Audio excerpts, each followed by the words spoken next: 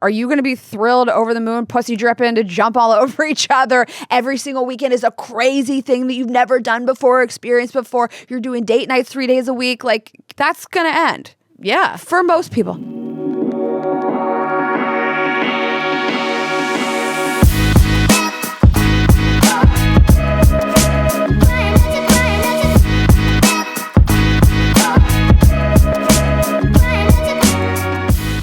Podcast is a Dear Media production. Hi, guys. Hi, guys. Welcome back to another episode of Girls Gotta Eat. Welcome back. Coming to you from New York. We did it. Living our best life. We're going to bully you into being here. Every week I'm like, do it. Move here. If you guys want to get into the comments and like let us know whether or not Ashley should move here or not. And let us know if you think her hair is curly. That's how you really get people into the comments. Okay, I actually do have something to say about my hair. Okay. I think I'm going to go back, not long. That would be crazy. But I think I am. I know that you look nervous. This length is not for me. This in-betweener length, I don't like. So just cut it short. I want get a a really trim. short. I want really like short, or I want like below the short. Like I want armpit length. I miss having like longer You guys hair. get in these comments immediately. No, Rayna, it's so good. The short hair is it's so you now. I feel like I'm not into it anymore. I feel like I tasted her. I tasted it 2 months, 3 months at this point, and I know you guys are going to bully me into keeping this. And yes, please do. I want like hair that's like a little bit longer. Well, maybe then I'll take over the short hair. Like maybe we swap. Yeah. Did I send you that picture? Yeah, I love it. I'm going to put up on the screen for you guys. Yeah. So I just had this photo that Rayna took of me in France, and my hair was kind of back, and I just was like, oh, I kind of actually, that's a good photo to play with different hairstyles because my hair is like back. So I threw it in Facetune just to see. And the short hair, yes. I loved it. I loved it so But again, chic. that's in Facetune. That's like perfect fake AI hair. You can have that hair. That hair is exactly what your hair would look like. Maybe. We'll put it on the screen, you guys, and let me know. I was like stunned by how much I loved it. I thought it was so chic, and that's how I decided. I put my hair into like Facetune or ChatGPT or whatever, and I was just like, show me some different haircuts. But I just don't want people to think I'm like copying you.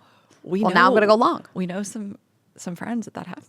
I mean, that's kind of crazy also. That girl, the one girl's like known for having a bob. I'm not known for having a bob. Yes, okay. It would be like if you and I really had a signature, really cunty hairstyle, and then the other person was like, I'm going to do that too. Yeah, like if you got 3 breast reductions.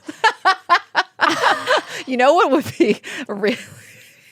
What would be like the most competitive thing I could do is to get implants and make sure that my tits are bigger than yours now, because you have been complaining About how small they are. Yeah, how small they are. If I came in, if we really were competitive besties like that, that's what I would do. That's how you know we actually hate each other, if I get breast implants. I actually support it. I support you getting breast. I mean, I think your body's perfect, but if you got bigger boobs, every day I look in the mirror and I'm like, how could you? How could you do this to yourself? Good. I have, they're 32D if you guys are curious. And every day I'm just like, I miss them. They have a mind of their own. I know. What are they doing? Because your first breast reduction, they just grew back. Yes. And now they've kind of shrunk. I mean, you've lost weight, but like they really do fluctuate with your weight, I guess. Like some people's don't. Mine never did growing up. Mine were always like, I weighed like 98 pounds when I was like 19, and they were giant, ridiculous tits. And I feel like day to day, they have a mind of their own too. Like, I mean, hour to hour, they have a mind. I was at this event the other night. There's a column called Sex Diaries that Ashley and I really like in New York Magazine. And the author, Alyssa, put out a book, and I went to a reading. And Alana and I were talking about my boobs in that room, and I was like, I feel like my boobs are so small now. And she was like, no, they're small. They're in proportion to your body, because she knew me for so many years with like triple D boobs. Yeah, but she's like, they're smaller, but they're fine. And 2 minutes later, I was talking to Alyssa, and she was, your boobs are huge. And I was like, thank you so much. It is. It's whether they knew you before. Maybe, yeah. Yeah, I mean, and also they change hormonally. There's days when my breasts look so much bigger, but they also hurt. They're heavy, and whatever's going on in them. Remember that trip we took in Jamaica, and everyone was commenting about how big your boobs looked? They looked huge on that trip. It was crazy. I had this one bikini top. It was Good American, and I don't know. It wasn't like super padded. It just really pushed them up in a crazy way. I need to bring that back, but I don't even want to see what it would look like now because they really have shrunk. But yeah, like one of our guy friends was like, "Is that Hess with the big tits?" They look huge. That's something no one's ever said. I know. Did it feel good though? Hess with the big tits. Yeah. I was like, excuse me? Okay, let's talk about our partners and then we will get into it. All right. Well, speaking of Jamaica, alcohol. Okay. I was like, where is the Jamaica? Where is she going to land the plane at some point? So it's summertime. We're taking more trips. We're just partying more, going out more, going to more barbecues, which obviously just means you're drinking more. Z-Biotics, Why baby. are you not doing the pre-roll?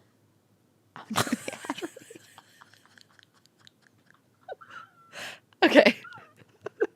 You guys, I went crazy. I went rogue. Anyways, Z-Biotics. Get 15% off pre-alcohol at zbiotics.com/GGE with code GGE, and Helix. Get 20% off site-wide at helixsleep.com/GGE. And while we're here and we're talking about fashion, if you guys thank you to what? Speaking of Jamaica. Speaking of tits, if you want to put clothes on yours, okay, check out Whatnot. Whatnot, get $20 off and free shipping on your first purchase when you download the app. Oh my gosh. Speaking of nipples, if you'd like to tweak yours. Okay, well, speaking of body stuff, I have an update about my butt. The ongoing saga. So if you are new around here, I have had a multitude of issues back there, specifically in the crack. And you're so brave. To talk about it? Or to go on living. You know what? I'm just going to be honest. I feel comfortable talking about this because I'm in a relationship. I totally agree. This thing I'm going to explain, this is the third time it's happened. The first time was in 2022. I don't think I came on and like talked about it in such a way. Not that guys are listening. Actually, I don't know. Maybe Shashank was listening. Like, I just feel like it is kind of graphic, weird body stuff. Yeah. But also you shouldn't. It just feels like if I was single, I don't think I'd want to share as much. I don't know. I feel like I have that freedom. I validate that because I mean, it's the same thing as feeling like I don't have to dress for the male gaze anymore. Mm-hmm. It's nice. Like, listen, there's a million things that are nice about being single, but feeling like I don't have to impress anybody but me and my partner. It's nice. You do show up. You just do act differently. Yeah, it's freeing. But also, I've always been talking about weird body stuff on this podcast, even when I was single. I'm just, whatever. Your butthole is different. Yeah. It feels different. Yeah. So I have this like anorectal abscess. And I talked about this if you guys really want to run it back. April 2025, where I was experiencing so much pain and discomfort. It's like a cyst type situation back there, and I had to go like get an incision and get it drained. And I think I did an act out on the podcast because I was like on all fours, basically, like leaned over, like face down, ass up with this colorectal surgeon who I love, by the way. And she at that time was like, we took care of this, but you could have what's called a fistula, and that's a surgery. And we had a call about it after that. And I was like, on tour, planning my wedding. And she was like, you know, you can live with this maybe. And you could probably go another year or two. Like, you'll see. But if this keeps coming back, you're probably going to want to do the surgery. But I totally support you not wanting to do it now. There's obviously a recovery period and you got a lot going on. And so over the course of the last year, it has been threatening to come back. And then it just kind of goes away on its own. Probably like, I don't know, 5 or 6 times, I can feel a little something back there. I can feel it, but it's not discomfort and it's not pressure. And then it goes away. And I'm like, okay, maybe I am living with this. And I always knew if it came back in such a way where it's very uncomfortable, I know it's not going to just go away or drain on its own. I'm going to have to go back to her. So this happened a few nights ago. The night before I was supposed to leave to come to New York on this trip, I was like, this is bad, and it feels like it felt in April of 2025, and I can't fly to New York like this because I don't have a doctor there. And so I called in the morning, and I'm supposed to fly out at 1. My flight was at 1 o'clock. I call the second that the doctor opens at 8:30 in the morning, and her receptionist answers. And I was like, you know, I'm a patient of the doctor. I don't want to say her name on the podcast. If you guys really need a doctor like that, you can message me and I'll let you know. But I'm like a patient of hers. She told me if this happens again to call her and come in. And, you know, I'm supposed to fly out today. And the receptionist was so kind and understanding. Wow. Like, they don't have to be. They never are. It's like they pick up the phone and you have to say the same thing. Have you ever called a doctor's office and they acted like they spoke English? You just have to like explain yourself 3 times. It's so humiliating. They're like, I don't understand. You're like, I'd like a gynecologist appointment. They're like, we don't really do that here. You're like, but aren't you a gynecologist? And she was like, the doctor's booked all day. So then that's like, sorry. But she was like, I'm going to talk to her and try to get you in. And I was like, God bless you. So she was like, she's going to be in at 9:30. I'll call you back. She calls me back at like 10. And she's like, she says she's going to try to get you in today. And she's like, what time is your flight? Like, she really was trying to make it work for me. And I'm like, so nice. I've already pushed back my flight. I was like, there's no way I'm making a 1 p.m. flight. I've already pushed it back to 3.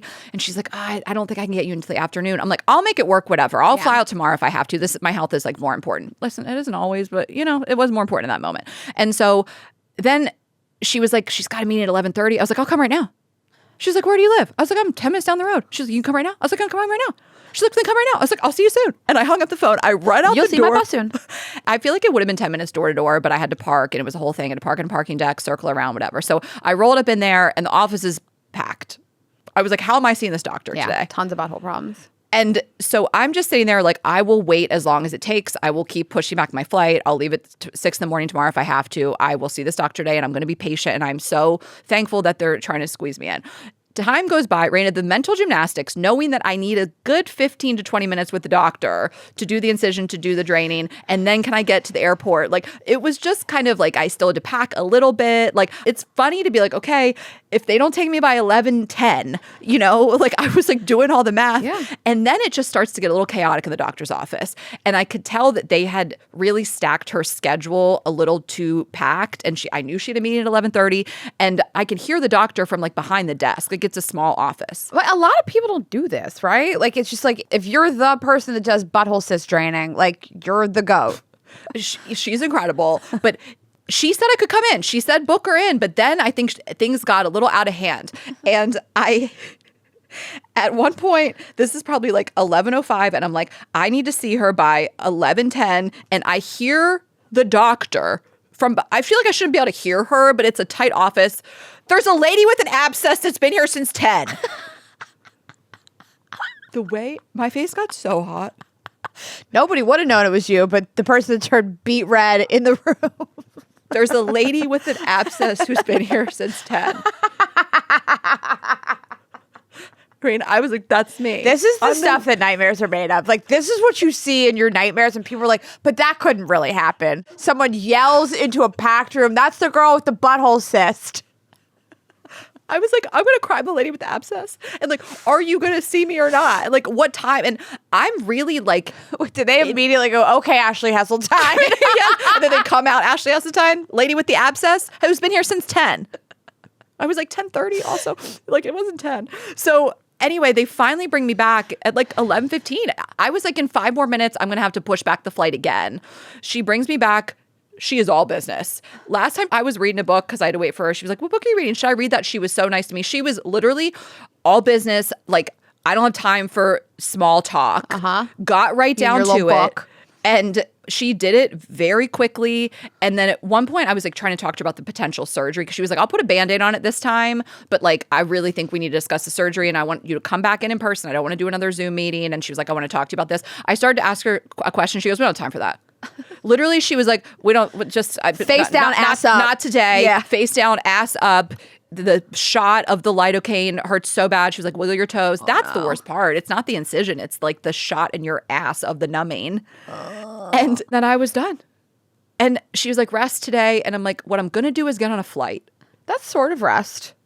And I had to come home. And again, this is the third time I've had to really deal with this. And I was like, I know that like it's going to be a little bit of pain. I'm going to take some painkillers and I'm just going to be fine. But I had upgraded my flight and it was like not that much more expensive to upgrade to Delta One. And I was like, also, I want to be comfortable and lay down. So when I was in the Delta One lounge, I was like, people probably think, look at this girl. Look at this baddie. Not knowing I have gauze in my butt crack. You never know what people are going through. Delta One private security, Delta One private lounge, gauze in my butthole. You never know what struggles people are having, you know? Everybody has a story to tell. And I made it and I'm fine. And I'm going to obviously discuss the surgery. Like, I'm not a person who's like putting that off. I'm going to listen to her recommendations. Last year was just not the year to do that. I had my gum graft last year. I had a lot going on. You did. And also, like, what if you wanted to do anal for your wedding?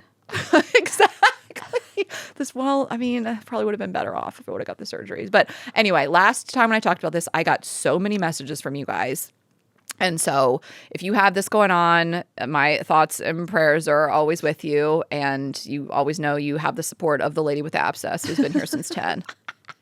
I had an experience sort of like that at the gynecologist in LA, and I'd gone into, it was just, when I turned 40, I wanted like a panel of every single thing done, which I really recommend that you guys do. When you turn 40, go to the gynecologist, get blood work, get everything tested, get a mammogram, do everything.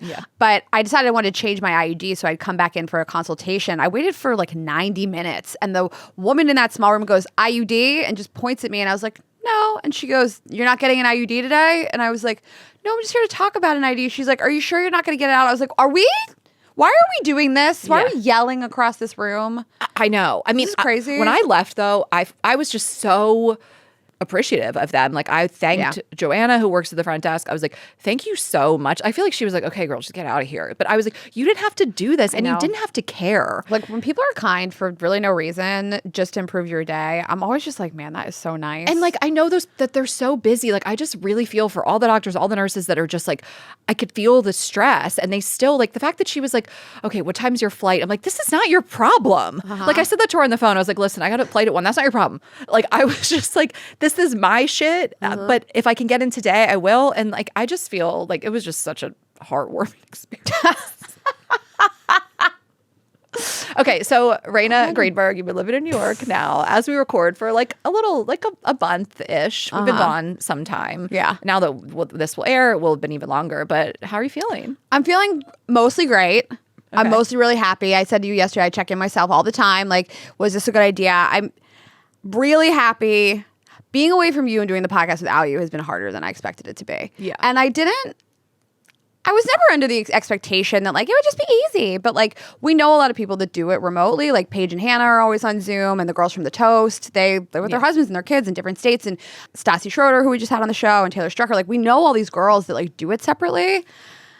And I still love doing the podcast with you no matter what. It's just, it's not the same when I'm not in the same room as you. So that's been the biggest change for me and the biggest surprise. I was just like, we'll do it remotely and it'll be okay. And we obviously are going to like bend over backwards to make sure you guys can have us in the same room as much as humanly possible. Yeah. But that's been the hardest and the biggest, I guess, surprise, because I just thought like so many people do this professionally, not in the same room. Like, we'll be fine, and we are, but it's just a little less fun to like not be together. Yeah.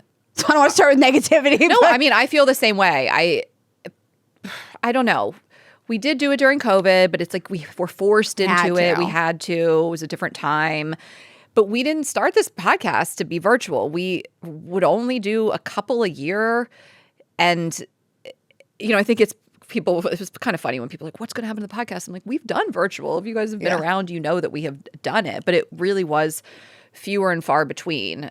So, like, when we did the full episode on Monday, a couple weeks ago, a month or so ago at this point, we're like, this isn't fun for us. Like, we hope we're coming across. We're having fun talking. I know. Like, I do want to talk about the positives of living here. Yeah, no, of course. But just the podcast, you know, we'll figure this out. And again, I feel like the snack, it's just like we've done more virtual the snack, but like we want to try to work this out as much as possible, and we're going to see what it looks like going forward. But that has obviously been the hardest part of you moving too, because I've seen you a lot. Yeah, socially we've been together a lot. Like, we were in Dewey, we were in Europe, obviously, and then as we're recording this, I will have just been in LA for a week. So we will have been together a lot. But yeah, it's a huge shift in my life. I mean, I know somebody who's sort of breaking up with their partner of like 10 years. And I said, like, I don't know what it feels like to be with somebody that long, because it's like losing a limb.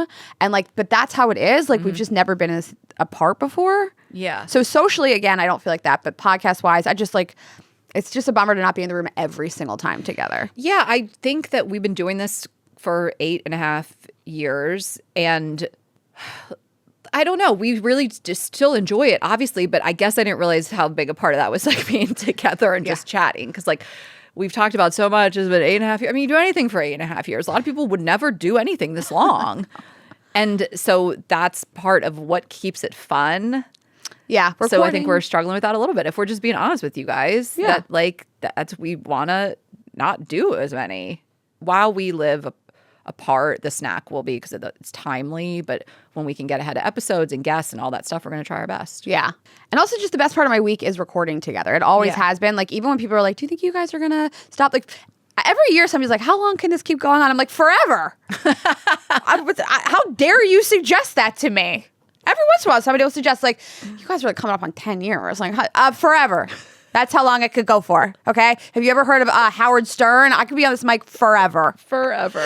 Till we die. Till we Mitch McConnell out this bitch. So we'll figure it out. And like, we are making the effort to be in the same city as much as possible. Outside of that, I'm really happy. There's some things that I knew I would love. Like Saturday, I was telling you, like, the reason why I moved here is just socially, I just wasn't loving it in LA, and I was just alone all the time. And Saturday morning, one of our girlfriends texted me. I went for a walk with her. I went to brunch. Another one of our girlfriends said, like, I'm having a bad day. I was like, great, I'll meet up with you. I went for a walk with her. And then a third one of our girlfriends like came over to my place that night and had wine. And I was like, every one of these plans came about within 5 minutes of the plan. Like, that's why I moved here, to be able to like just do a lot of stuff with a lot of people. I went to this great book reading the other night, and I was in this room full of people, and I was like really surrounded by like some brilliant people. And I love that.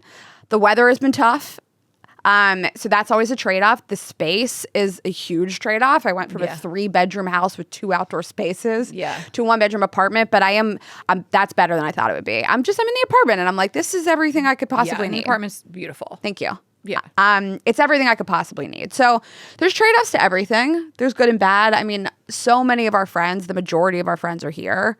And that's what I've like really craved. And also just attention from men is really different here for me. Like in LA, like a man just won't look at you. Yeah. They will not give you the time of day. And here I just feel like I'm getting like chatted up every single day by a man. Funny, like the men in LA are so hot, but it's like you can't talk to them. Like it's almost like being at the zoo where you literally are like, oh my God, this like beautiful animal, but don't talk to them. They won't talk to you. Like keep your distance. Like it's truly like you're watching them from afar almost. Like I'm never not amazed at the attractiveness of all the people in LA, but the bananas. guy, the height, the looks, they all look just fit and glowing, and the heavy stubble and the hair and the, oh my God, they're so hot. Okay, anyway. I always like joke, like a man in LA could be drowning and you could be like, I'll throw you a life raft, and they will just die to not talk to you. They'd be like, I don't have a job.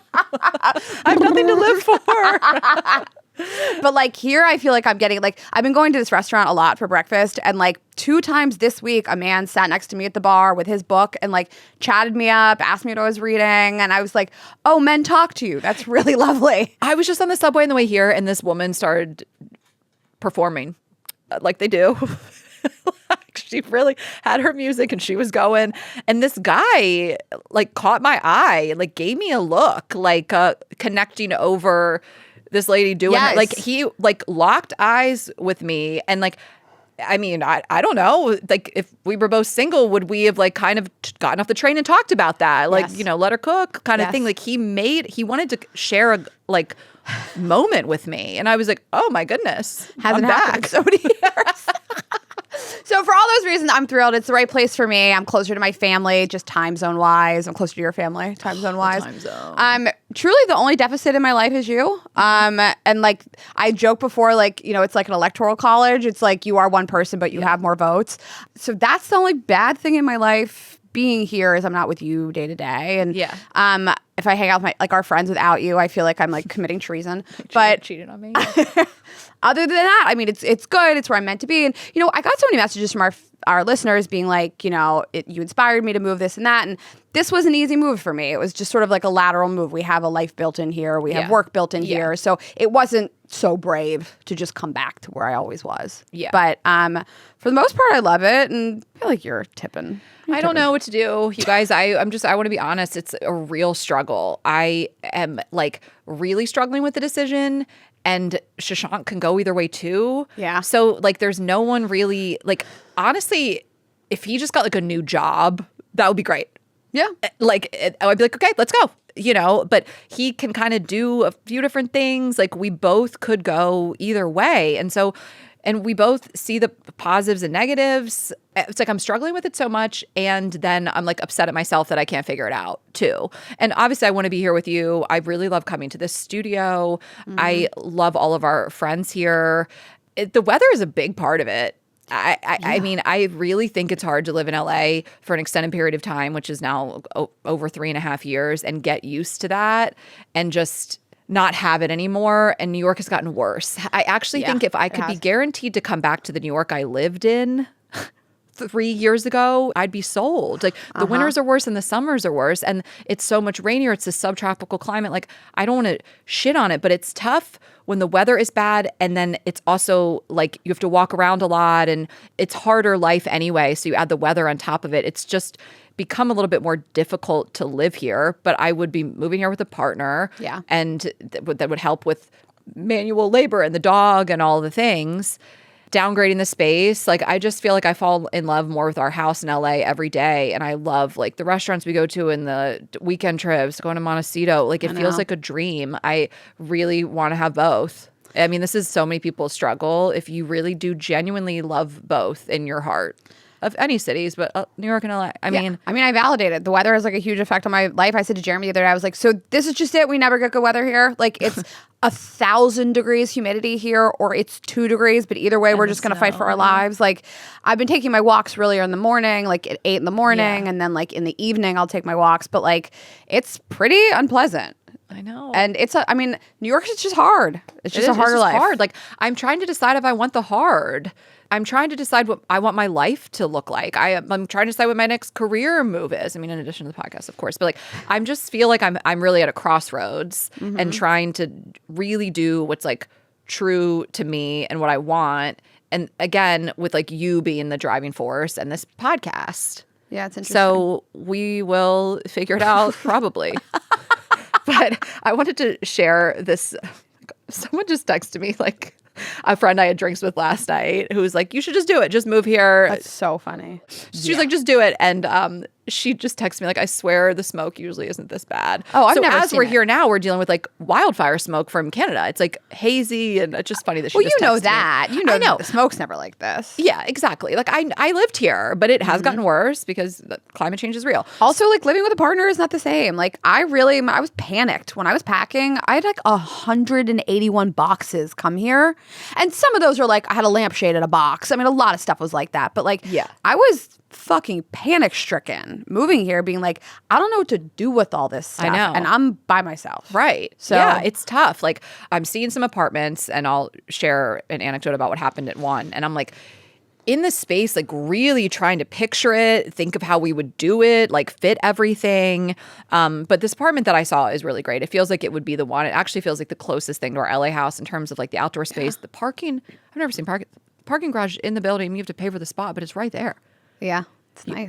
I bet it was 30 seconds door to car. And if you guys don't know, like parking, like for example, in my building, I don't have a car here. Parking is $900 for a spot per month in my building. Oh, there is. Okay, so yeah, but it's $900. Who the fuck could afford that? This spot, $425. Insane. That's Brooklyn. Baby. I mean, that's Brooklyn. That sounds baby. like a lot of money. But obviously, parking your car for $425 a month sounds like a lot of money, but not here. It's not. That's like free here.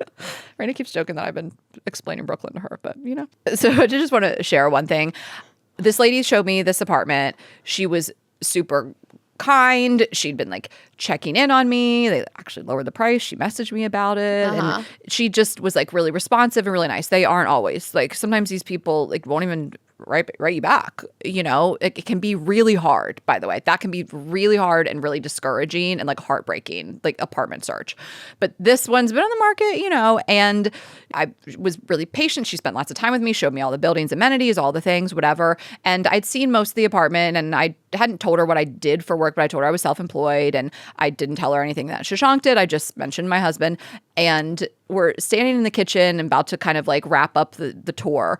And she was like, so the application process is like pretty easy. This is a rental building. You're not renting from like an owner or whatever. And she was like, so would it be you and your husband? And then I hear her go, or would we just do, and I'm like, surely she's going to say, or would it just be you on the application? Right. Obviously. And she goes, or we should probably just have your husband do it because you're self-employed. 2026, can your husband sign for you? Not in New York City, 2026. Also, you're not, no offense, you're not 25. You look like an adult. Okay, well, I'm not trying to age was shame just you. like insulted, but the other part of me was like, am I giving trophy wife? Am I giving lady of leisure? Okay. Walked here with a big budget to look for an apartment for my husband. Am I giving 25? She's just seems so like light and airy. She couldn't possibly have a job. Here I thought I was stomping around, 43 years old, looking like a boss lady. Nope. And she thinks that my husband needs to sign for me. She's like, this little girly, she just seems unburdened by jobs in HR departments. Didn't hate it. Honestly, I only saw this through a negative lens, and now I'm kind of insulted that people assume that I work for myself.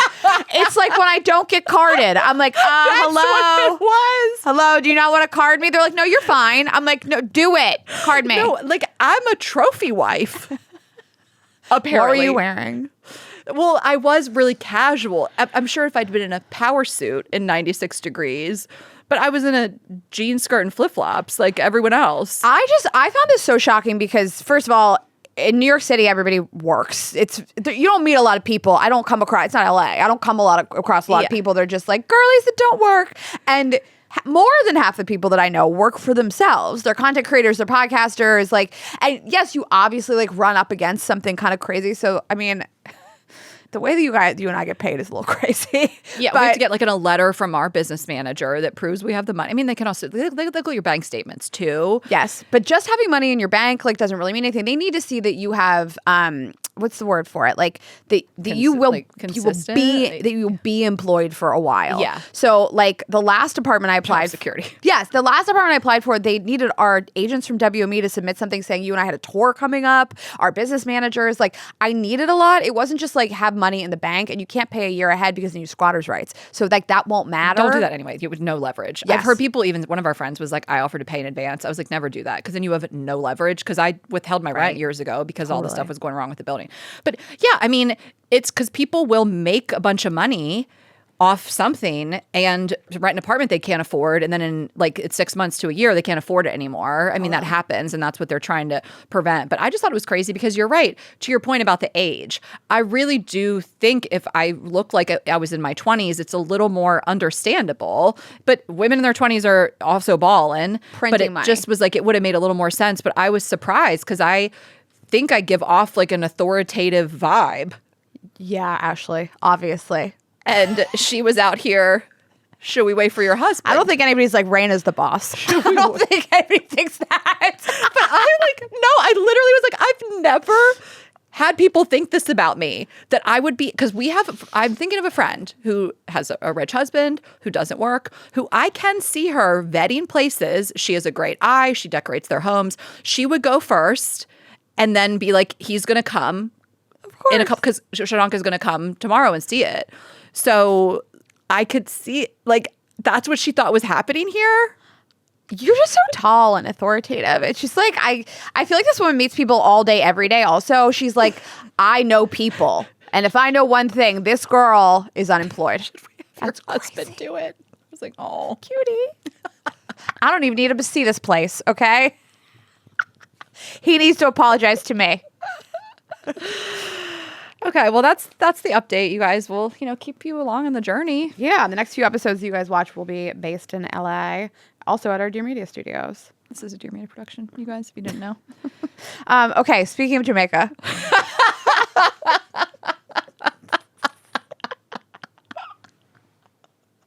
That's so stupid. Zbiotics is going to have like an ad campaign in Jamaica next. You guys, Zbiotics, if you want to send me to Jamaica.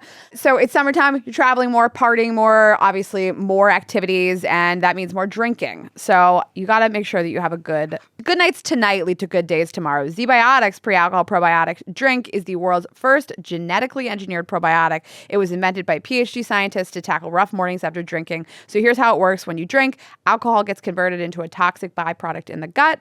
It's a buildup of this byproduct, not dehydration, that's to blame for rough days after drinking. Pre-alcohol produces an enzyme to break this byproduct down. Just remember to make pre-alcohol your first drink of the night and drink responsibly, and you'll feel your best tomorrow. I mean, honestly, like when I drank, it's gotten worse and worse as I've gotten older. Just the fogginess, my inability to bounce back. And like, I don't want days like that. I would rather just not drink at all. And honestly, I'm not willing to give that up either. So looks like Zbiotics is the drink for me.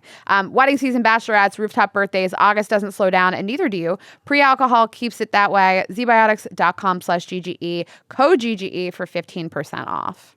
Okay, and I am telling you guys about Whatnot. We are so obsessed with this. This is a great way to get deals on some of the highest end brands, stuff that maybe you couldn't or wouldn't want to pay full price for. And it's like there's a social aspect to it too. It's just the most fun way to shop on this app. So it is the #1 live shopping app in the US.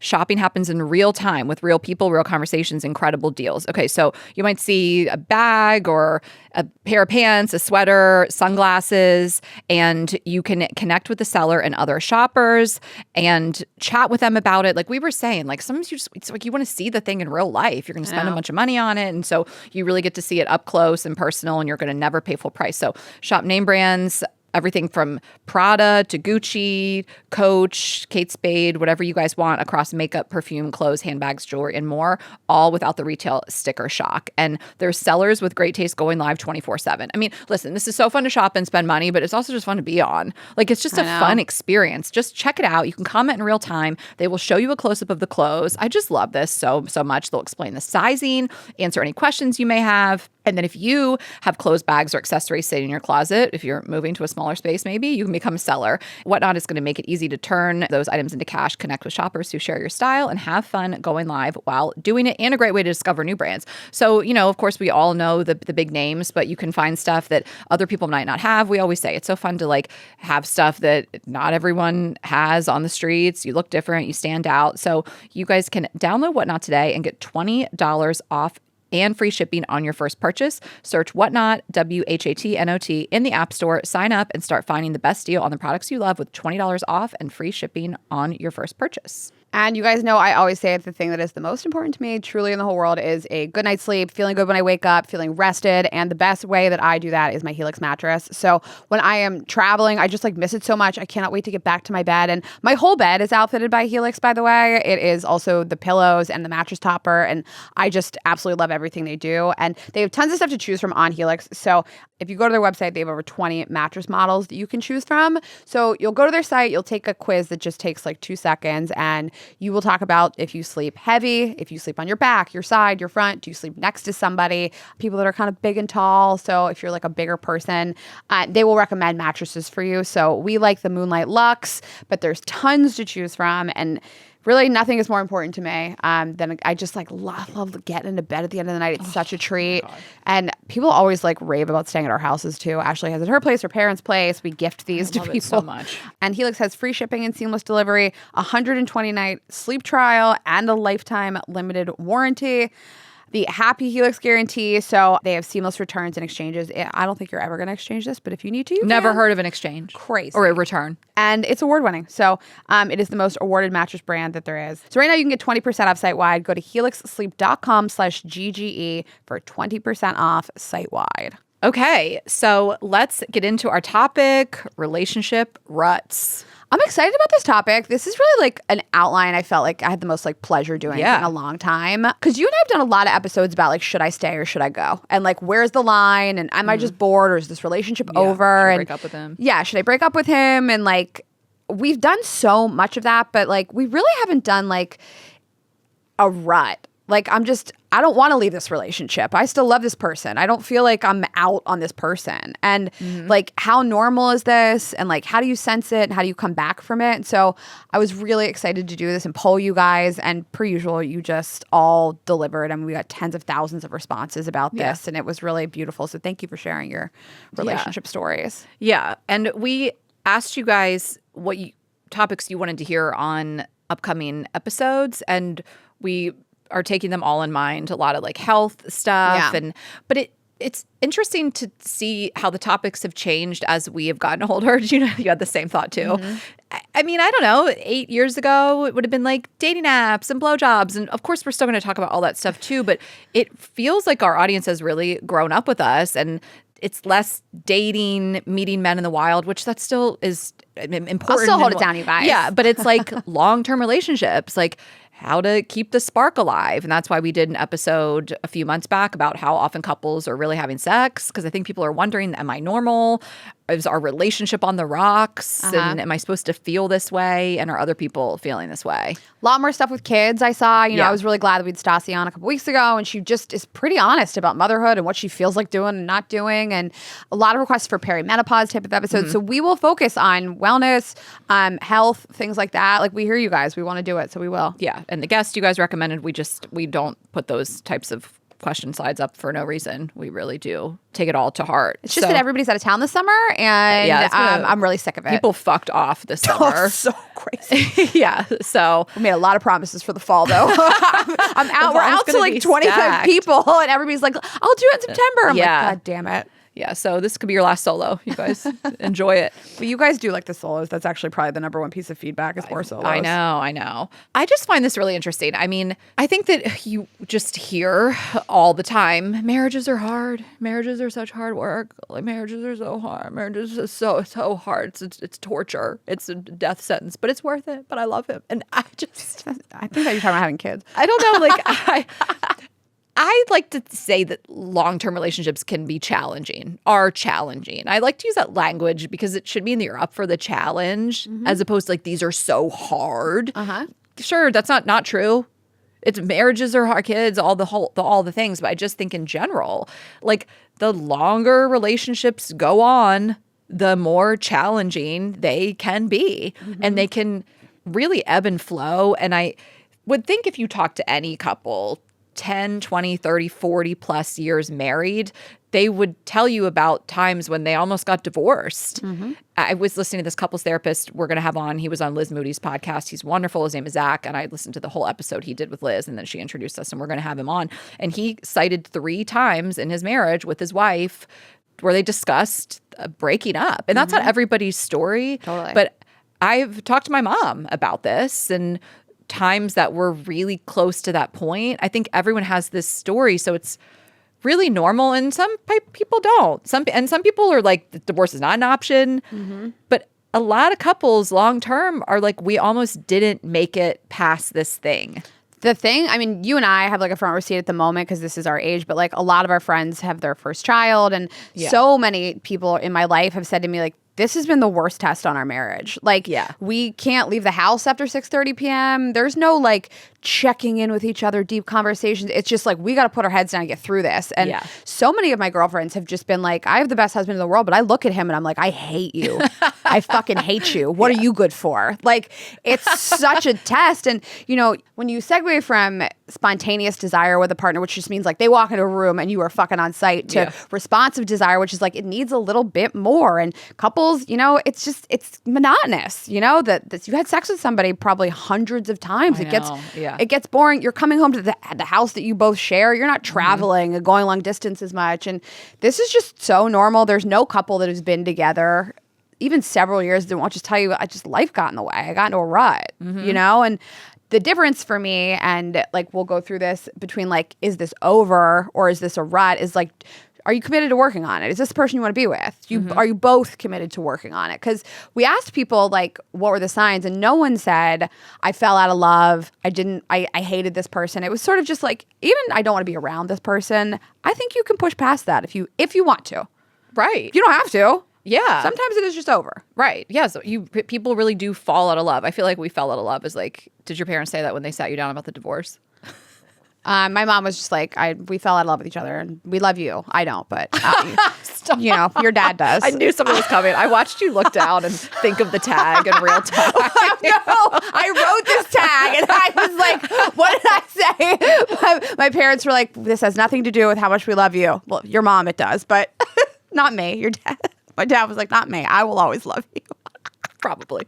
My mom's like, I will raise you, but I will not like you, just so that we're clear. Oh my God. But did they say we fell out of love? It's just, when I hear we fell out of love, I picture 2 parents sitting their kids down and telling them we get divorced. So I was 4, and I don't know that I don't know that you'd introduce that concept to a 4-year-old. I think maybe like a 10-year-old. Yeah, that's true. Okay, like, you're right. I think I was too young, and I don't know that my parents were ever like super in love with each other, to be completely honest. I think that I mean, I'm not trying to like really put them on blast, but my parents were married to other people before they married each other. I think they met at a time where it like made sense. Everybody was having kids. They were both Jewish and lived in a certain community, and it made sense. You guys, it's very funny because you were just their kid era. Like they had like other marriages, but they had 2 kids together. Like you don't have a half brother. Like they came together, made 2 children, and were like just got out, and they married other people. They were just like, bye. And have been married before that. Like it's very funny. Like the middle marriage, they were like, we should do the kid thing. Bye. It's just funny because it's like you would have thought with all those other marriages in the mix, like you would have a half sibling. Or yes. You do. No, you don't. You have step siblings. Sorry, I have 3 step siblings. That's right, yeah. But I think that, you know, when you hear people say, like, I knew it was over, like, when you think about this ending, do you feel a huge weight off? Yeah. Or can you not imagine your life without this person? And those are, like, different feelings. And I think that, you know, a lot of people are pretty clear, whether you'll admit it to yourself or not, if you've outgrown this marriage. Yeah. Or if you just need to change or find things outside of the marriage to make you happy. And your parents have always been so great at that, of having like separate lives. Yeah. And they come home and they have something to talk about. I think that's their secret. Their hardest point was recently. My mom said the first year of marriage was really hard on them. Oh. Her dad died, and I just don't know, like, I mean, I think my parents really support each other, but I don't know if like it was maybe my dad knew how to support her in that time. And then when my dad's brother died, I think that was really hard too. I think my dad is just a boomer who is not that emotional. I mean, I think he's a great father and husband, but he's not super emotional and in touch. And I think he can be a little closed off. And so I think the losses they had in the marriage were tough on both of them, but they obviously got through it. Wait, I just want to tell you, because when you re-listen to this, you will hear this. You said the first year of marriage was hard, and I said, was that when you were born? And I didn't mean because of you. I meant, did they have a child right away? So I was like, she's going to hear this. No, sorry. I hate when I don't catch stuff. You know, but I meant, like, did they have a child in their first year of marriage? No. No, okay. My parents actually, I feel like we're a little bit ahead of their time in that they waited 4 years. Oh, mine were 7. My parents waited 7 years. That's crazy. I know. Well, my mom got pregnant 3 times and lost the baby. Okay, right. Yeah. But still, like, I think my parents got married at like late 20s, 27-ish maybe, and then my mom didn't have me till like 31. It was at least 3 years. Yeah, that's a lot. That they were without kids and just enjoying being newlyweds, minus that first year, I guess. But recently my dad's health, I mean, my parents are aging. My dad just turned 75, but his hip, and he got a hip replacement, as you guys all know, if you've been around, and he's doing great. But there was, 2 years where he needed one, and he was procrastinating, and he was in chronic pain, and then he's drinking more. And I'd hate to say he takes it out on my mom. It's just, she's the person there around the clock, and he's frustrated, and he feels he had such a loss of identity. I mean, it was everything bad outside of like a chronic diagnosis, you know, like in terms of just like him not being able to work on the farm, him not being able to ski, like do all the things that make him happy. And I think she talked to me about it a little bit. I mean, she likes to tread lightly, like I'm her kid, but I'm her friend too, and how hard it was. And I don't know how much longer they could have endured it. Like if my dad just never got the hip replacement and just was like, I'm just going to live like this forever. I hate to even say it. It makes me want to cry to think about. I mean, because my parents are just on this pedestal of marriage. I mean, 40 plus years, and he got it done. And I think it's improved a lot. But even being around them in that year or two, like I could feel some contempt and just feel like they weren't joking around and didn't enjoy each other as much as they're mad at each other.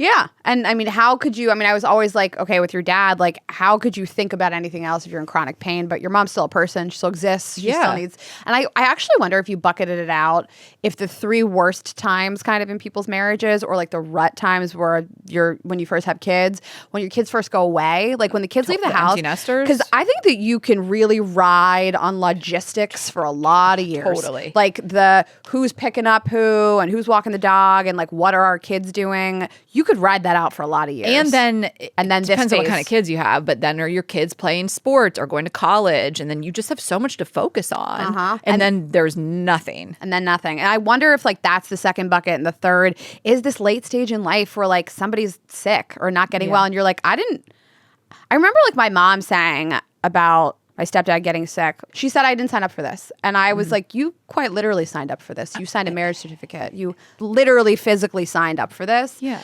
But I think that what she meant was like, you know, when you marry somebody, you don't think like, oh, I'm going to have to like physically take care of this person. They're not going to be the same person I married physically. It changes who they are. And it's an unkind thing to say, but I do think some people have that thought.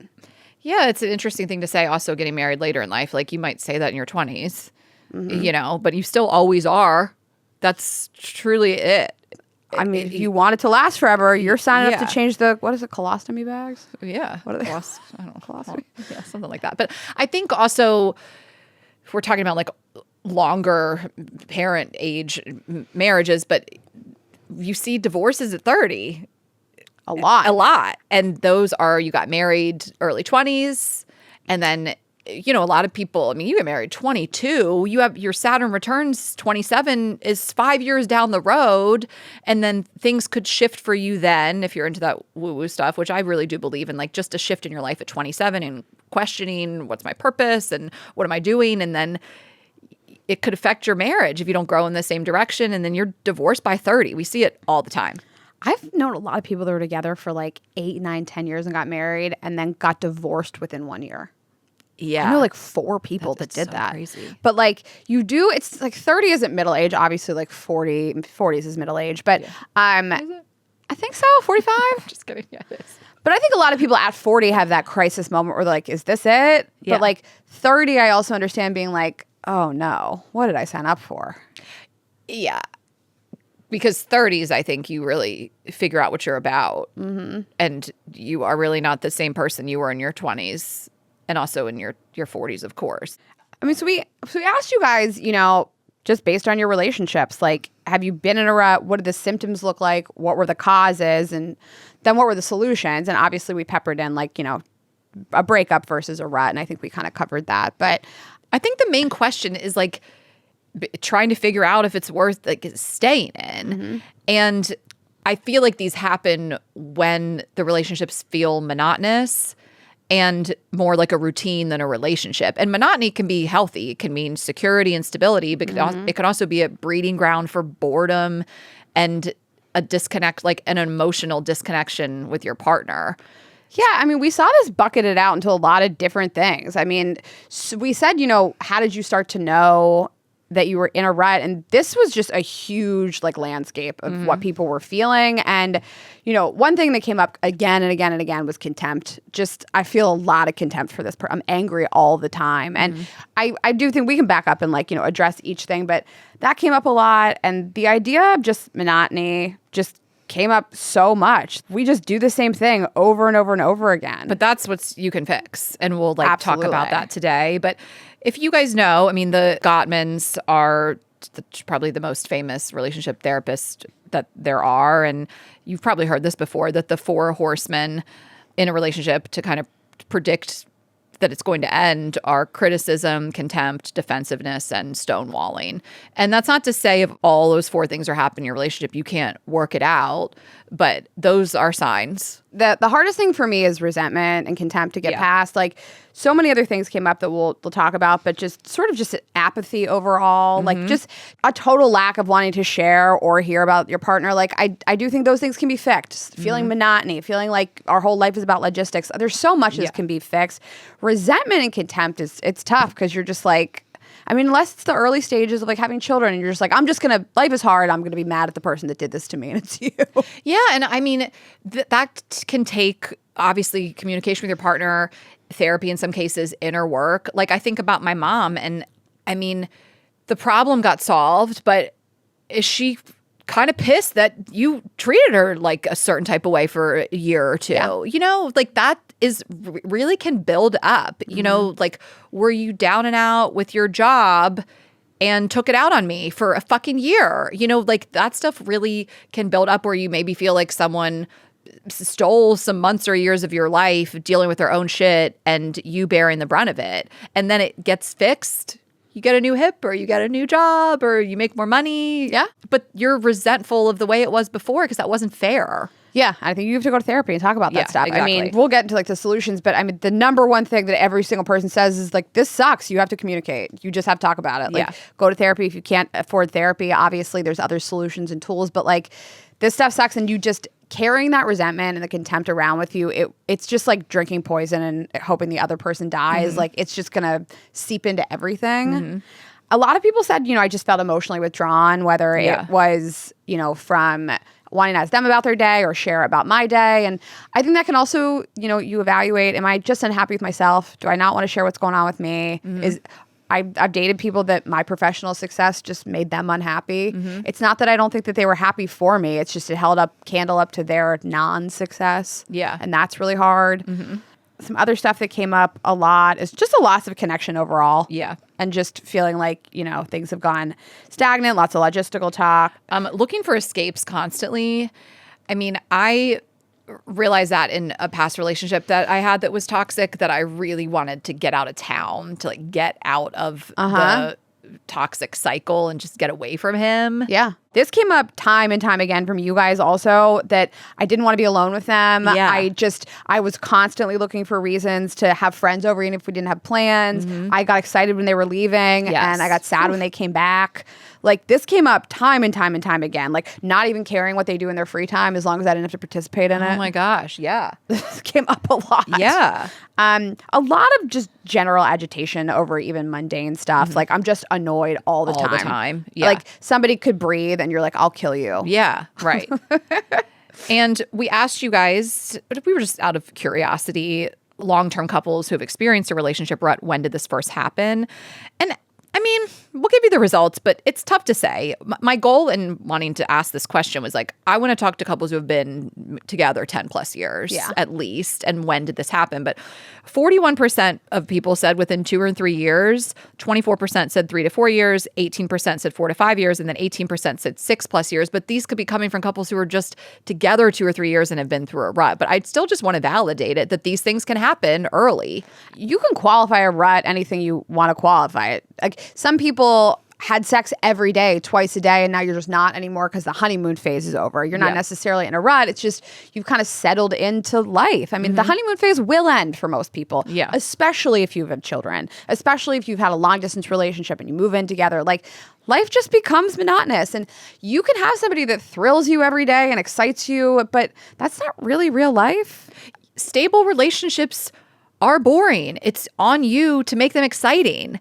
If you really are stable and healthy and you don't have a bunch of conflict and drama and toxicity, that's quote unquote boring. You have to do the things that like make you guys both excited. It's on you. Yes. So, I mean, I guess it depends what your bar is for like a rut. Like, are you going to be thrilled over the moon, pussy dripping, to jump all over each other? Every single weekend is a crazy thing that you've never done before, experienced before. You're doing date nights 3 days a week. Like, that's going to end. Yeah. For most people. Look, kudos to you guys if that's not the case for you. But it will end for most people. There's nobody that's been with somebody for a substantial amount of time that isn't like, yeah, we went through some times it sucked and I hate them. Totally.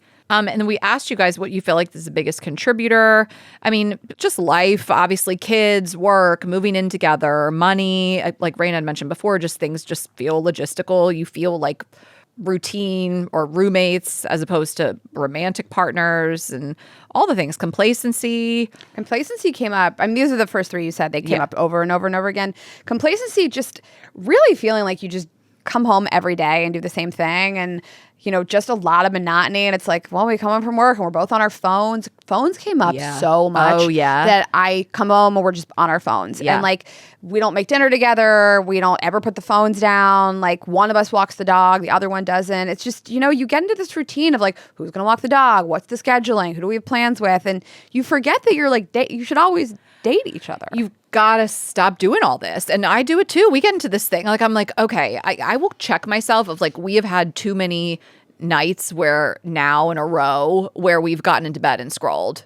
This is not sexy. And we realize that. I mean, we've gotten to points where we're like, our life just feels kind of like we don't have a lot going on, social plans, and we do a lot, and we always make sure to have a date night at least like once a week, and we travel and we do all the things. But like it's just like it's been a lot of nights where we just like we're cooking dinner, we're watching TV, and that's on me too. Like I think actually Shadong would be happy with doing that every night, but I want to do more and get out and be social and things like that. But we both agree that we want to make a shift or make a change, or you have to be aligned with it. Like if you were like, I really hate that all we do is sit around and scroll and they don't care, That's tough. Then you're really misaligned about how you want to spend your lives. And not every day can be the craziest day of your life. But I saw this couple that, and I do want to like, obviously this is positive. I don't want to get into solutions, but she said once a month, one of us, we take turns just planning something like crazy, just like a crazy date night that's outside of the realm of what we normally do. And to me, that feels attainable. Once a month, I have this thing to look forward to because the average person does not have the money to be running around all the time. And you work in the morning. You can't just be like going crazy, but to come home and make dinner separately and sit on your phones and not talk to each other. I mean, life is long. You know how I feel about dinner. You know we have a dinner theory.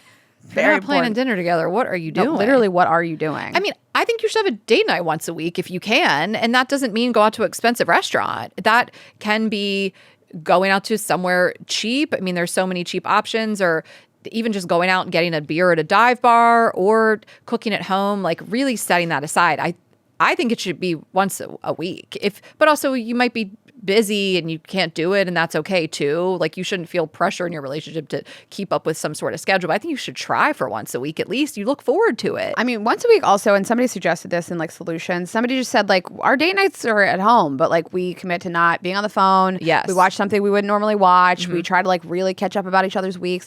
I also saw somebody say our date nights are Monday mornings. We just start our week off. I love like that. with breakfast. We got to breakfast somewhere and just like spend 1 hour just us, not on the phone. Like, I never thought about that. You could do morning date nights. I thought that was really cute to just kick your week off like that. Yeah, Shashank and I try once a week to both get up and have a coffee before he goes to work. Like, it doesn't always work out like that. Sometimes he goes in a little bit earlier, or I need to sleep later, but we really at least try to have like coffee together one morning. It's nice. Also, I want to say, like, I know this stuff is harder with kids, you guys, so just, you know. We validate that. I think something that came up a lot, and this feels like more of a pervasive issue, is just feeling unseen, unappreciated. Like, I think we all want to be told, no matter how long we've been with somebody, you look beautiful today. I appreciate this thing you did. This dinner you cooked is amazing. How was your day today? I'm excited to see you later. And it's so natural after being with somebody for so many years to just forget to say that stuff and like think to yourself, like, they know that I appreciate them. But like, how many girlfriends of ours have just said, like, they don't ever tell me I look nice. Like, they don't say thank you. And I don't know. That's when I think that people start looking elsewhere for attention. Yeah, like how you answer the phone when they call. I mean, how you greet them. Like, I always am like, I want to always make sure I get up when Shashank comes home from work and walks in the door and give him a kiss, as opposed to sitting on the couch and being on my computer or being on my phone and like just looking up. Like, I want to physically get up and greet him. That's not that hard. Yeah. But I think it's impactful. No, it's impactful. And I think people just start to feel like I'm a piece of furniture in this house. Yeah. And nobody acknowledges me, especially when you become a mom. I think people are just like, I'm mom. I have to cook for everybody. I have to do everybody's laundry. I have to clean. Like, can somebody just tell me how appreciated I am, you know? Yeah. And I think someone might be hearing that and they're going to be like, we've been married for 20 years. I'm not getting up when he walks in. But it's like, yeah, but think about the couple that still does that after 20 years. Those are the ones that we're trying to be like. You know, like, those are the couples that you're like, oh my gosh, she goes and greets him when he walks in the door. They've been together for 20 years. It's like, that's who you want to be like. So why not do it every fucking day? I agree. And, you know, when we did this episode, I actually don't think I even put this in the slides when we did the polls. We wanted to remove sex. Like, a sexual rut is different than a rut. And I don't think we actually put that in the verbiage. And I was surprised because it didn't come up that much. Like, when people said ruts, it was lack of intimacy, but not lack of sex, really. And a lot of people said, like, it started to be a lack of intimacy, holding my hand, wanting to spend time with me. Yeah. Obviously, sex dissipates over time. And so it didn't come up as much, or saying the only time I felt connected to them was during sex. And I've had relationships like that before too, where you're just like, I don't feel like you like love me ever, except for when we're having sex. But intimacy came up a lot. And I think that that's another thing that is just a little bit of an easier fix. Like, just put your arm around somebody, kiss them, things like that. You know, people, I have a nuanced view of cheating, and I never think it's okay, but I do understand how people start to look for attention elsewhere after a long time. We all want to feel attractive and valuable. Yeah, and you really need to make time for the intimacy, I mean, and the sex, but start with the intimacy. We talked about this recently on an episode with our favorite professor, Dr. Nicole McNichols. You could be having better sex. That was on March 23rd. And Schedule sex, sure. We've talked about this so many different times in this podcast about scheduling sex, and a lot of people said that's what they do. But even just the scheduling of the intimacy, that could probably lead to sex. I feel like that's how my relationship works. Like when we spend time, phones are away, TV is off, we're sitting on the couch, maybe we're having a glass of wine and a beer, or even not, but we're really just spending that time with just each other. It usually leads to sex, or at least we feel more connected. And sex is important. Like, I mean, we've been together 3 years now plus and been married obviously since last November. And just obviously we don't have sex as much. We live together. We're super busy. And so it's just, I have to always be like, this is important. And you feel so much more connected afterwards. We do, you know? So we talked about it before. Like if you are that once a week couple, really try to do it and really try to do it the day that works best. If it's a Sunday afternoon, that couples therapist I mentioned that we had on, I think him and his wife have sex Wednesday and Sunday. I think we all have him on. We'll talk about it. And like, or was he talking about another couple? I don't want to misquote him, but it was like one day is for her and one's for him. And again, they both enjoy it, but it's like it's more what she wants on the Wednesday and what he wants on the Sunday. It was something like that. But you don't have to have appointments and calendar invites, but really just the time with the phones away, the TV off, just the two of you being physically close can lead to sex or not, but at least you'll feel more connected. Yeah. But, just in general, like, we asked you guys, like, how did you know it was just a rut? And a lot of people just said, we both wanted to work. We both wanted to go to therapy. I knew it wasn't their personality. It was just circumstances. I think that's a huge one. Absolutely. Is it them or is it the circumstances? I wanted to fix it. I didn't feel indifferent. I mean, we all know that feeling of like, I don't care. Fix it or don't. It doesn't matter. Like it felt like temporary uncomfortability as opposed to like, I didn't care if it worked. We both felt like it was the end and couldn't say it. I feel like a huge weight off when I think about not being in this relationship again. And I think just to validate this, everybody goes through this. Everybody. Like there is a way back from most of these things, except for when you're just like, I don't like them and I'm a worse version of myself because of this person. And there's plenty of reasons to leave. Yeah. But for those that want to stay.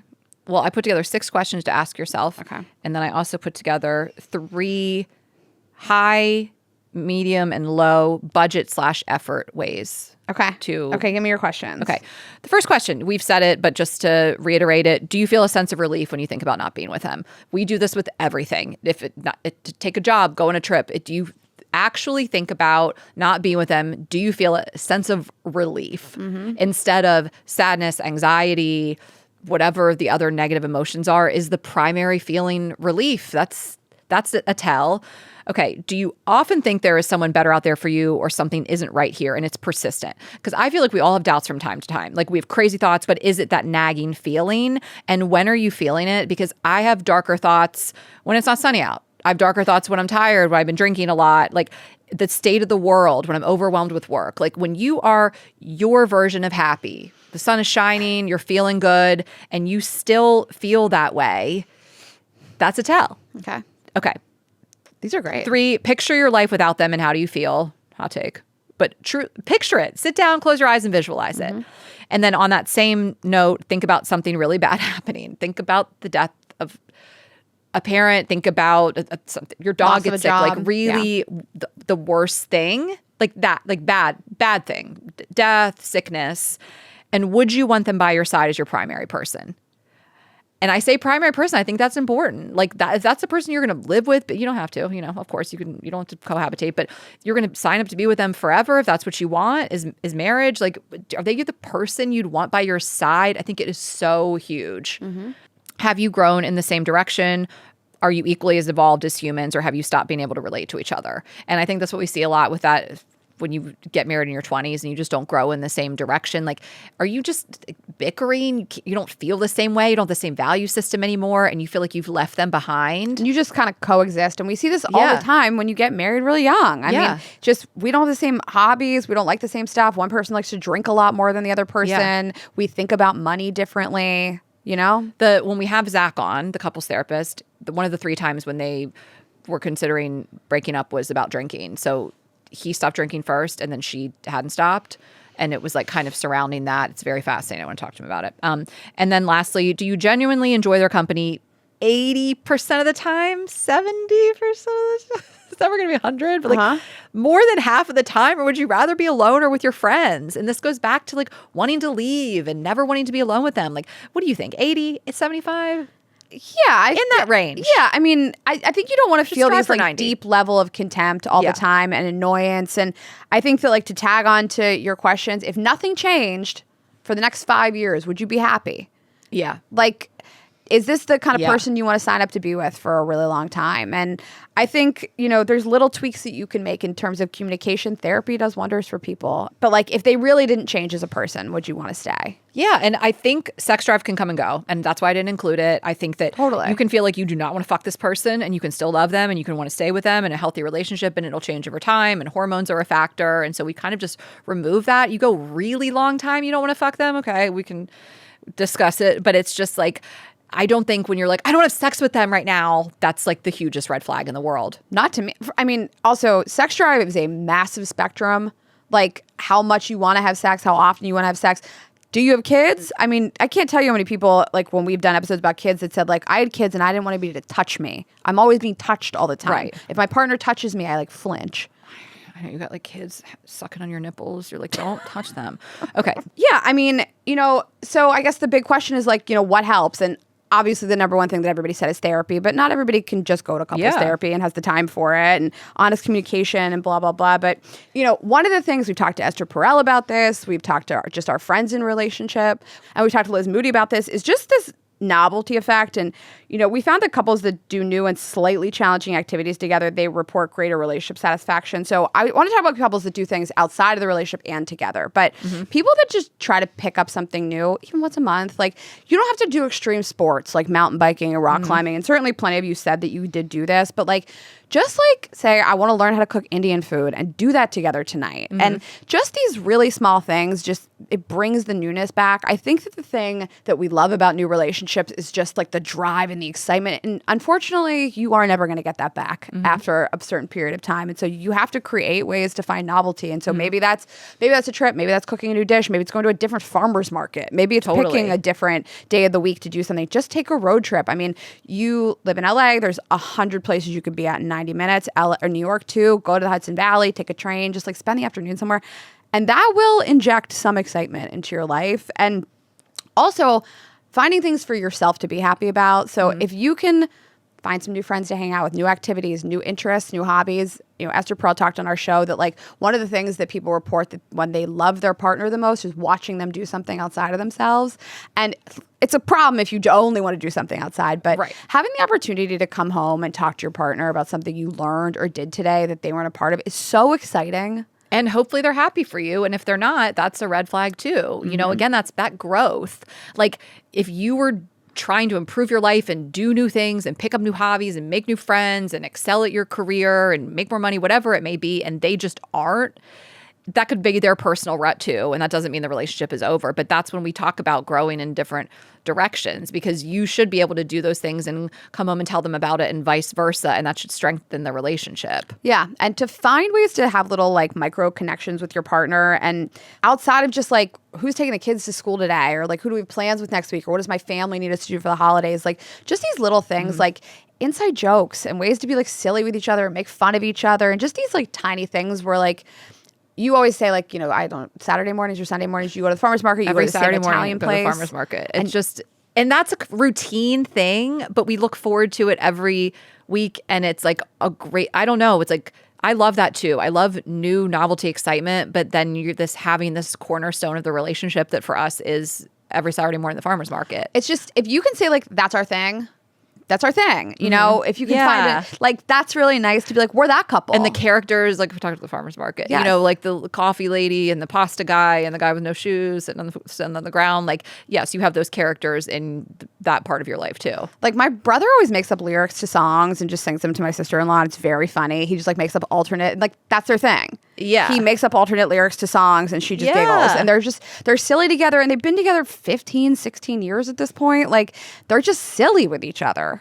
Yeah. And becoming more interesting too. This is something that Tinks talks about a lot, is reading an article so you have something to discuss at a dinner party or with your friend, but with your partner, both read an article and discuss it. And if they don't want to, weird.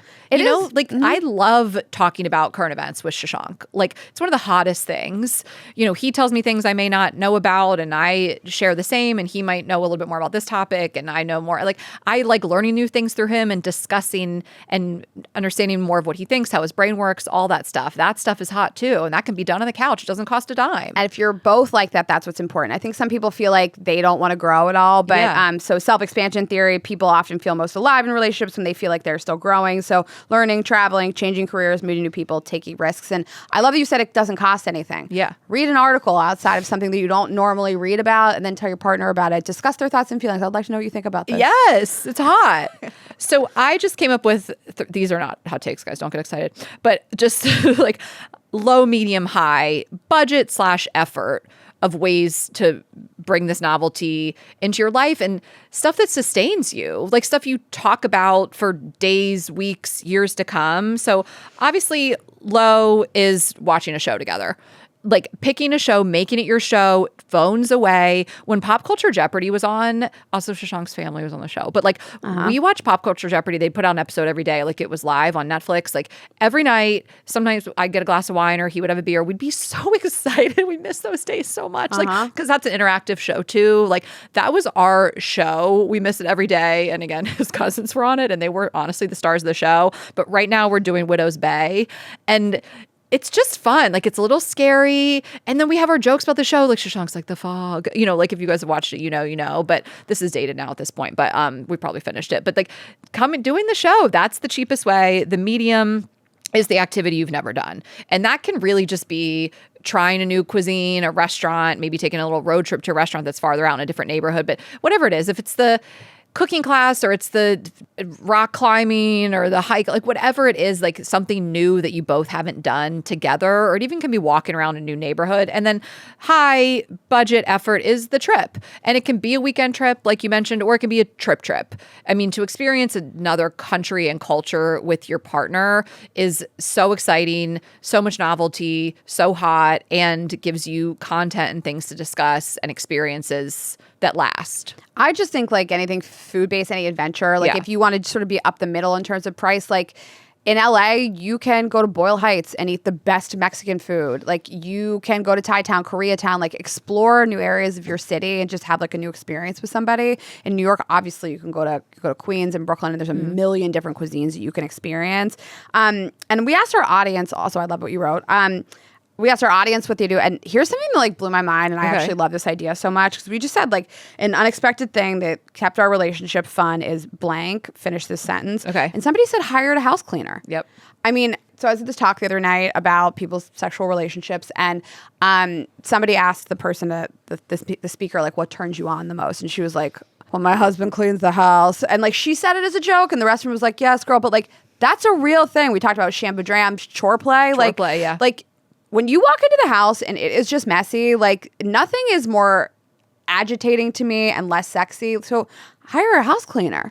Yeah, we have also talked about this for years of just taking that off your plate if you can afford it. And again, someone's got to do the dishes and clean the kitchen after you eat and things like that. But like we have our house cleaner comes every 2 weeks. I don't want to clean. I tidy up. I'm very tidy and I really love a really clean house, but I don't want to do it. And I don't want to talk about who's going to do it. And again, not everybody can afford that, but ours is it's $200 every 2 weeks. And that $400 is so well spent for us not to have to be, A, be in a clean house all the time, and B, not have to worry or argue about who's to clean and what.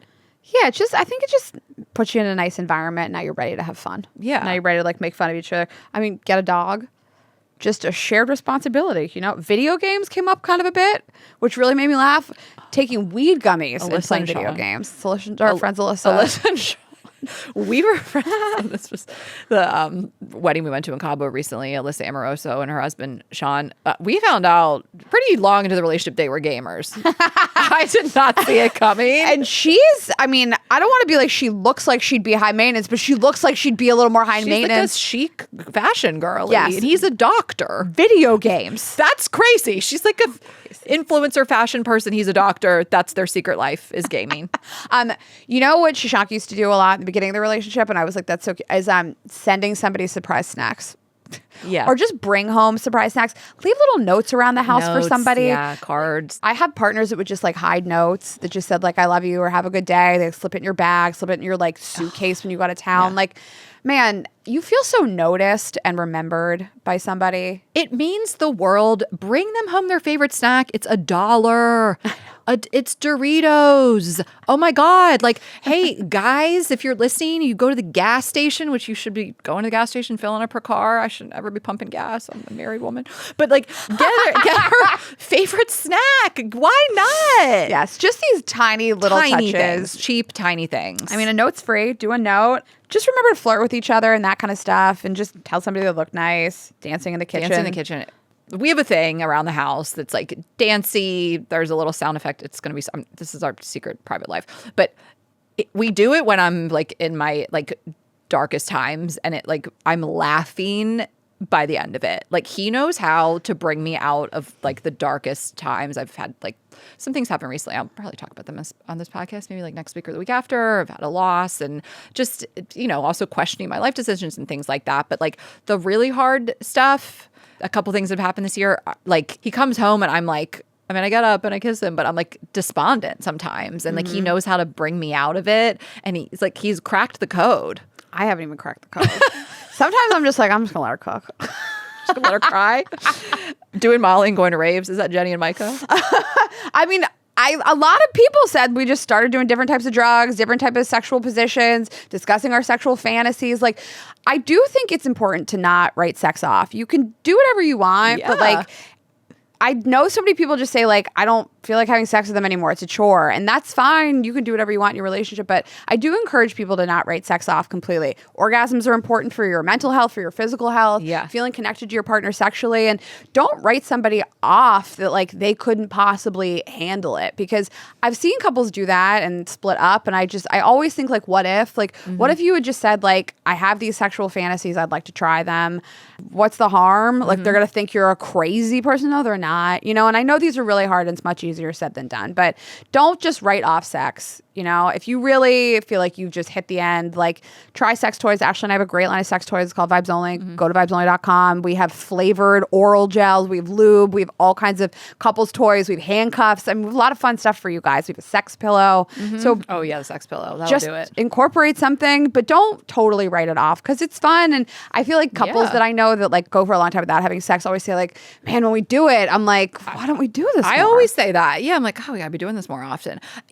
I have thought, we've been busy, but I have thought maybe when things settle down to be like, Shashank, we're having sex every day this week just to see. Let's just see. Let's just like see. I would like couples to try. Maybe you guys are already doing that. We are not doing that. We don't have to have sex every day. Like we had sex multiple times a day when we were long distance, but those are short periods of time. But we are not a couple. Big reveal that has sex every day or even 3 times a week. We have sex once or twice a week. Crazy amount of time. I've just thought about this. Like, okay, what if we are like every day this week? Let's just see.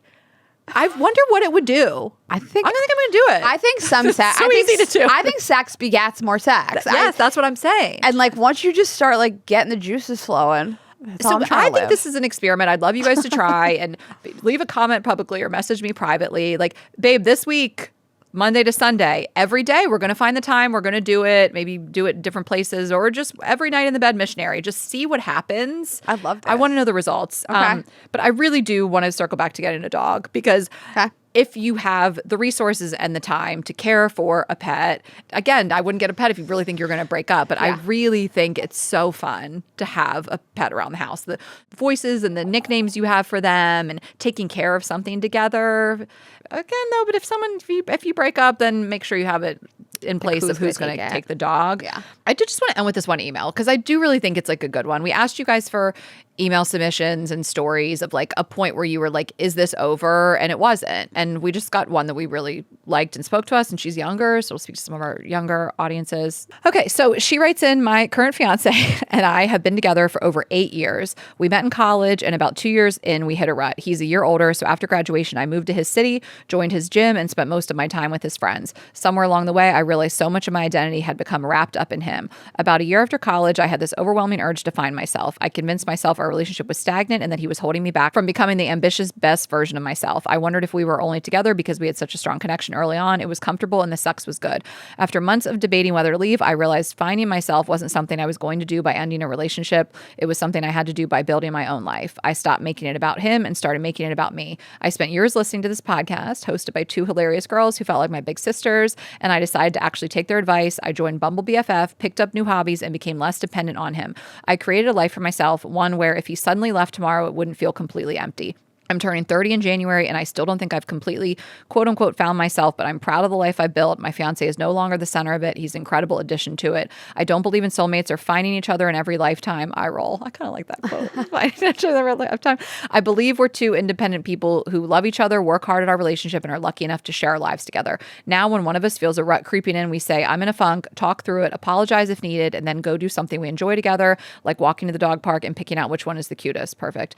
I think ruts are a normal part of long-term relationships, just like the pressure to find yourself in your 20s. As the Queen Samantha Jones said, it all comes down to whether you're spending more time smiling than frowning. With my fiance, I'm absolutely smiling more often than not.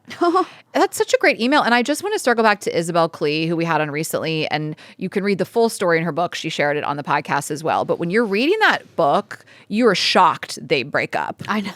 So I had read the book halfway and we had her on, and I kind of liked hearing the story before I even read it. But when you read it even more, you're like, what the fuck? And you're like, these people, they're the love of each other's lives. And then she breaks up with him. And she really just had to find herself, go to therapy, work through all this stuff. And they are getting married. And it's just, these stories they're inspiring. And that's for you to figure out if it's over or it's just a rut. I found this particularly inspiring because it took a turn I didn't expect. She was like, to fix my relationship, I fixed my own life.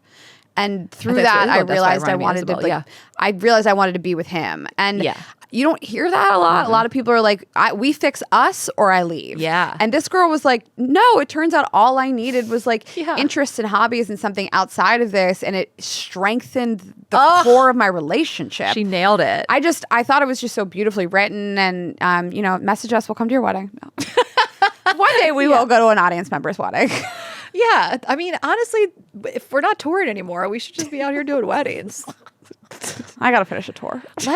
We should do that and like make a show where we just surprise people at their weddings. That's the whole show. Does it have to be a surprise, or do we like officiate? We'll be like the Jewish Christian. I went to a wedding like that. Duo. No, because we'd be centering ourselves. I'd be like, lift me in the chair. I don't think people would care. I think they'd be like, let them cook.